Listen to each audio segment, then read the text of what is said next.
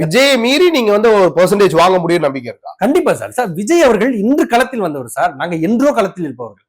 நாங்க வந்து விஜயோட நாங்க போட்டியில இல்ல. அதை நினைப்பவர்கள் யாருன்னு கேட்டீங்கன்னா திமுக தான் சார். திமுகவின் வாக்கு சதவீதத்தை உண்மையாகவே விஜய் அவர்களால் உடைப்பார்கள், பிஜேபி உடைக்கும். ரெண்டும் உடைக்கும் சார்.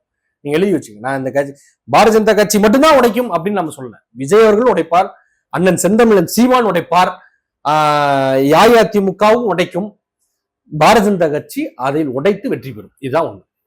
ஏன் அப்படின்னா இந்த சதவீதங்கள்லாம் உயர்ந்து உயர்ந்து போகும்போது இந்த உயர்வுக்கு பின்னால் அந்த பாரதிய ஜனதா கட்சியை நம்புகின்ற மக்கள் ஏன்னா பாக்குறாங்க சார். டெல்லியில நான் ஆம் ஆத்மியை தாண்டி யாருமே முடிக்க முடியாதுன்னு நீங்க சொன்னீங்க சார். 10 வருஷம் களத்தில் நாங்க 27 வருஷம் ஆச்சு. நாங்க வந்து 10 வருஷம் இவர் தொடர்ந்து இருந்தாரு. ஆம் ஆத்மி பிரம்மாண்டமாக ஊழலை ஒழிப்போம்னு வந்தாரு. முடிஞ்சிச்சா? அவரே ஊழல் செஞ்சு பிரச்சனையை மாட்டிக்கிட்டாரு சார். தமிழ்நாட்டில் கொஞ்ச காலம் எடுத்தது. அந்த காலம் இந்த 26 கனிந்து வருகிறது. நிச்சயமாக தாமரை மலரும். மலர்ந்த தாமரை அந்த செஞ்சார்ச்சி கோட்டையில் உதிக்கும். இதை நீங்களும் பார்க்க போறீங்க, நானும் பார்க்க போறேன். இதான் உண்மை.